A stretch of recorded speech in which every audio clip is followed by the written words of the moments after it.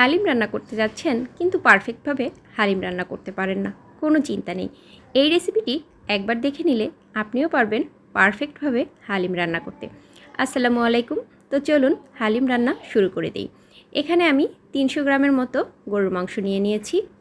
তার ভিতরে দিয়ে দিলাম কিছুটা গরম মশলা, একটা মাঝারি সাইজের পেঁয়াজ, 1 চামচের একটু কম হলুদের গুঁড়া, 1 চামচের একটু কম মরিচের গুঁড়া, গরম মশলার গুঁড়া 1/2 চামচ, জিরার গুঁড়া 1/2 চামচ, ধনিয়ার গুঁড়া 1/2 চামচ, সেই সাথে 2 চামচ দিয়েছি আদা পেস্ট, 1 চামচ দিয়েছি রসুন পেস্ট। হালিমে একটু আদার পরিমাণটা বেশি দিলে ফ্লেভারটা খুব সুন্দর আসে।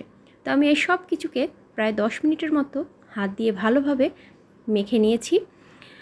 এই মেখে নেওয়াটা কিন্তু খুবই জরুরি। তো আমি সামান্য কিছুটা পানি দিয়ে ঢেকে মাংসটা রান্না বসিয়ে দিলাম। তো মাংস রান্না বসিয়ে দিয়ে আমার মনে পড়লো আমি তো লবণ দিতে ভুলে গিয়েছিলাম। তো আমি এখন আবার লবণ দিয়ে নাড়াচাড়া করে দিব। আর মাংসের কালারটা কত সুন্দর হয়েছে মাশাআল্লাহ, দেখতেই পাচ্ছেন। তো মাংসটা রান্না হোক, এইদিকে আমি হালিমের সাথে খাওয়ার জন্য কিছু লুচি বানাবো।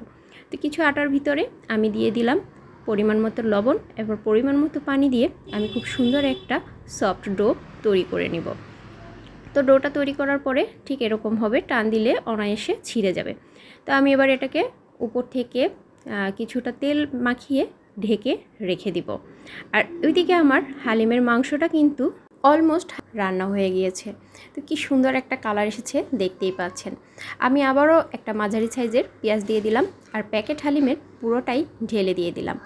এবার আমি ঠিক আমরা যেভাবে তরকারি কষাই সেইভাবে করে মশলা বা হালিমগুলোকে 5 মিনিটের মতো কষিয়ে নেব। 5 মিনিট পর হালিমের সাথে থাকা প্যাকেটের অর্ধেক পরিমাণ মশলা দিয়ে দেব। এবার এটাকে আরও 10 মিনিট অল্প অল্প করে পানি দিয়ে কষিয়ে নেব। তো আমার কষানো শেষ হয়ে গেলে আমি এখানে পরিমাণ মতো পানি দিয়ে দিয়েছি এবং হালিমটা মোট সিদ্ধ করে নিয়েছি। তো এই পর্যায়ে আমি তেঁতুলের কাঠ দিয়ে দিলাম 1/3 কাপ। এই তেঁতুলের কাঠটা দেওয়ার ফলে এক্সট্রা করে আর লেবুর রস মিক্স করার প্রয়োজন হবে না। তো এইদিকে আমি হাত দিয়ে লুচিগুলো বানিয়ে নিয়েছিলাম। তো হালিম রান্নাটা কিন্তু আমার হয়ে গেছে আর এদিকে আমি লুচিগুলো ভেজে নিয়েছি। তো এরপরে হালিম আর লুচি একসাথে পরিবেশন করলে কিন্তু খেতে খুবই ভালো লাগে। তো ইফতারি আইটেমে এরকম হেলদি খাবারগুলো খেতে কিন্তু খুবই ভালো লাগে। আর হালিম পছন্দ করে না এরকম মানুষ তো খুবই কম আছে। তো এইভাবে করে একবার হলেও ট্রাই করতে পারেন, আশা করি নিরাশ হবেন না।